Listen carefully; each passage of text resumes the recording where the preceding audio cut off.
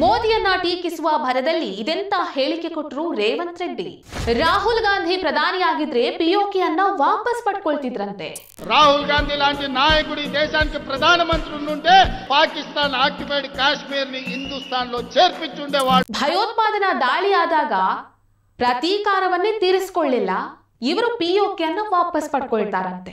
ಅವತ್ತು ಇಂದಿರಾ ಗಾಂಧಿ ಅವರು ಗುಜರಾತ್ನ ಭೂಮಿಯನ್ನ ಬಿಟ್ಟಿಯಾಗಿ ಪಾಕಿಸ್ತಾನಕ್ಕೆ ಬಿಟ್ಕೊಟ್ಟಿದ್ರು.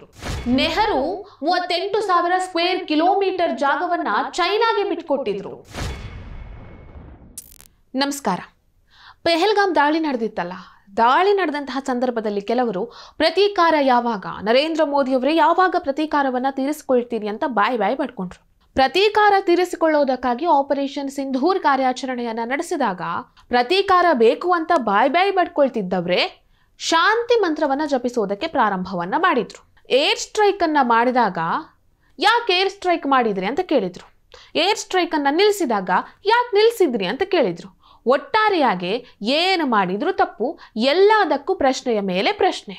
ಈ ರೀತಿ ನಡೀತಾ ಇರಬೇಕಾದ್ರೆ ತೆಲಂಗಾಣದ ಸಿಎಂ ರೇವಂತ್ ರೆಡ್ಡಿ ಅವರು ಕೂಡ ಇದೇ ದಾಟಿಯಲ್ಲಿ ಮಾತನಾಡಿದ್ದಾರೆ. ಕದನ ವಿರಾಮ ಘೋಷಿಸೋದಕ್ಕೂ ಮೊದಲು ಪ್ರಧಾನಿ ನರೇಂದ್ರ ಮೋದಿ ಅವರು ಸರ್ವ ಪಕ್ಷಗಳ ಸಭೆಯನ್ನ ಮಾಡಿ ಅವರ ಜೊತೆ ಚರ್ಚೆಯನ್ನ ಮಾಡಿ ಆಮೇಲೆ ಕದನ ವಿರಾಮವನ್ನ ಘೋಷಿಸಬೇಕು ಅಂತ ಹೇಳಿದ್ದಾರೆ.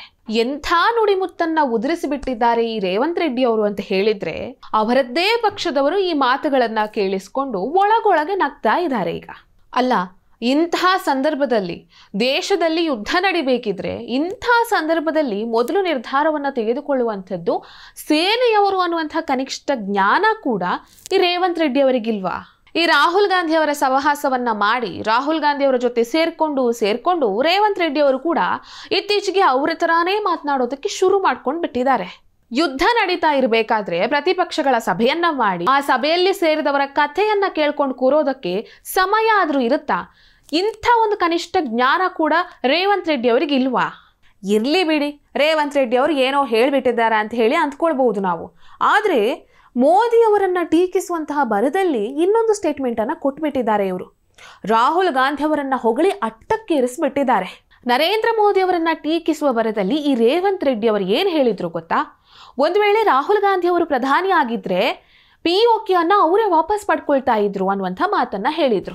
రాహుల్ గాంధీ లాంటి నాయకుడు ఈ దేశానికి ప్రధానమంత్రి ఉండుంటే ఇందిరాగాంధీని ఆదర్శంగా తీసుకొని అపర ఖాళీ ఆదర్శ మార్గంలో నడిచి పాకిస్తాన్ రెండు ముక్కలు చేసి పాకిస్తాన్ ఆక్యుపైడ్ కాశ్మీర్ ని హిందుస్థాన్ లో చేర్పించుండేవాడు. ಅಲ್ಲ, ರಾಹುಲ್ ಗಾಂಧಿ ಅವರು ಪ್ರಧಾನಿ ಆಗಿದ್ರೆ ಅವರು ಕೂಡ ಸರ್ವಪಕ್ಷಗಳ ಸಭೆಯನ್ನ ಕರೆದು ಅವರ ಜೊತೆ ಚರ್ಚೆ ಮಾಡಿ ಪಿಒಕೆಯನ್ನ ವಾಪಸ್ ಪಡ್ಕೊಳ್ತಾ ಇದ್ರಾ? ಅಥವಾ ಶಹಬಾಜ್ ಶರೀಫ್ ಅವರ ಜೊತೆಯಲ್ಲಿ ಚರ್ಚೆ ಮಾಡಿ ಒಪ್ಪಂದ ಮಾಡಿಕೊಂಡು ಡೀಲ್ ಮಾಡ್ಕೊಂಡು ಏನಾದರೂ ಪಿಒಕೆಯನ್ನ ವಾಪಸ್ ಪಡ್ಕೊಳ್ತಾ ಇದ್ರಾ? ಇದಕ್ಕೆಲ್ಲ ರೇವಂತ್ ರೆಡ್ಡಿ ಅವರೇ ಉತ್ತರ ಕೊಡಬೇಕು. ಇದೆಲ್ಲ ಗೊತ್ತಿರುವಂಥದ್ದು ರೇವಂತ್ ರೆಡ್ಡಿ ಅವರಿಗೆ ಮಾತ್ರ, ಯಾಕಂದ್ರೆ ಈ ಸ್ಟೇಟ್ಮೆಂಟ್ ಅನ್ನ ನೀಡಿದ್ದು ಅವರೇ ಅಲ್ವಾ? ಆದ್ರೆ ಈ ರೀತಿ ನಿರ್ಧಾರವನ್ನ ತೆಗೆದುಕೊಳ್ಳೋದಕ್ಕೆ ರಾಹುಲ್ ಗಾಂಧಿ ಅವರಿಗೆ ಧೈರ್ಯ ಇದೆಯಾ? ಅದಕ್ಕಿಂತಲೂ ಹೆಚ್ಚಾಗಿ ರಾಜಕೀಯ ಬದ್ಧತೆ ಇದೆಯಾ ಅನ್ನುವಂತಹ ಪ್ರಶ್ನೆ ಬರುತ್ತೆ. ಯಾಕಂತ ಹೇಳಿದ್ರೆ ಅವರು ಅಧಿಕಾರದಲ್ಲಿದ್ದಾಗ ಏನು ಮಾಡಿದ್ರು ಅನ್ನೋದರ ಮೇಲೆ ಇಂತಹ ಪ್ರಶ್ನೆಗಳಿಗೆ ಉತ್ತರ ಸಿಗುತ್ತೆ.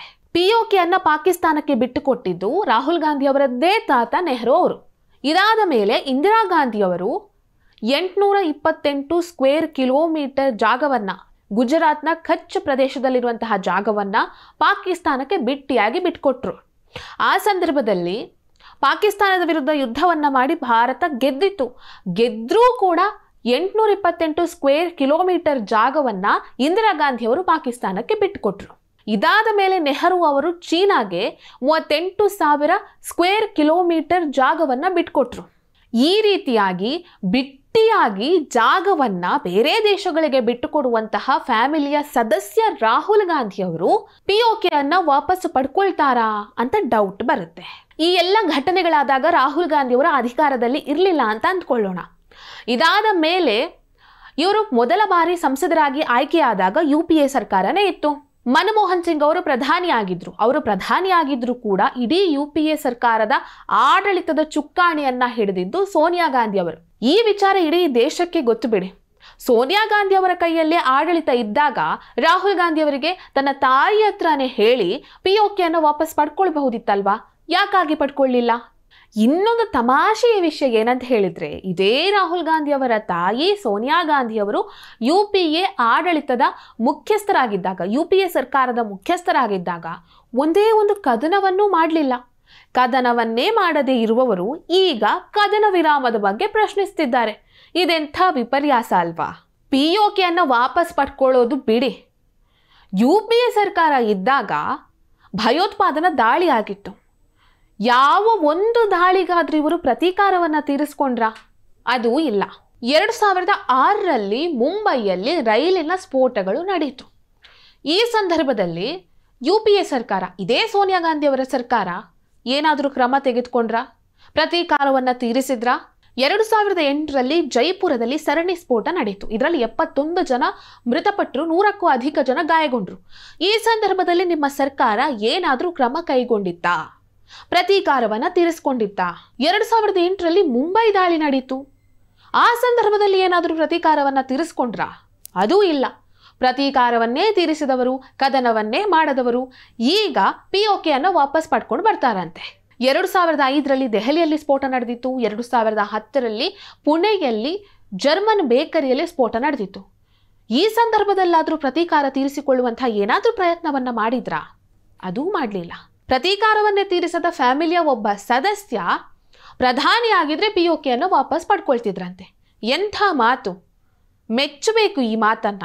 ರಾಹುಲ್ ಗಾಂಧಿ ಅವರು ಪ್ರಧಾನಿ ಆಗೋದು ಬಿಡೋದು ಬೇರೆ ಮಾತು. ಈಗ ಅವರು ಪ್ರತಿಪಕ್ಷ ನಾಯಕರಾಗಿ POK ಅನ್ನು ವಾಪಸ್ ಪಡ್ಕೊಳ್ಳೋದಕ್ಕೆ ಏನು ಸಹಕಾರ ಬೇಕು ಅದನ್ನ ಕೊಟ್ರೆ ಸಾಕು. ಇನ್ನು ರೇವಂತ್ ರೆಡ್ಡಿ ಅವರು ಅಷ್ಟೇ, ಏನು ಸಹಕಾರ ಬೇಕು ಅದನ್ನ ಕೊಟ್ರೆ ಸಾಕು. ಅದನ್ನ ಬಿಟ್ಟು ಬಾಯಿಗೆ ಬಂದ ಹಾಗೆ ಮಾತನಾಡಿದ್ರೆ ಏನೇನೂ ಪ್ರಯೋಜನ ಇಲ್ಲ. ಈ ವಿಡಿಯೋ ನಿಮಗೆ ಇಷ್ಟ ಆಗಿದ್ದಲ್ಲಿ ಲೈಕ್ ಮಾಡಿ, ಶೇರ್ ಮಾಡಿ, ಕಮೆಂಟ್ ಮಾಡಿ. ನೀವು ಇನ್ನೂ ನಮ್ಮ ಹೊಸದಿಗಂತ ಡಿಜಿಟಲ್ ಚಾನಲ್ ಅನ್ನು ಸಬ್ಸ್ಕ್ರೈಬ್ ಮಾಡಲಿಲ್ಲ ಅಂದರೆ ದಯವಿಟ್ಟು ಸಬ್ಸ್ಕ್ರೈಬ್ ಮಾಡಿ. ಹೆಚ್ಚಿನ ಮಾಹಿತಿಗಾಗಿ ಪಕ್ಕದಲ್ಲಿರುವಂತಹ ಬೆಲ್ ಐಕನ್ ಅನ್ನು ಪ್ರೆಸ್ ಮಾಡಿ.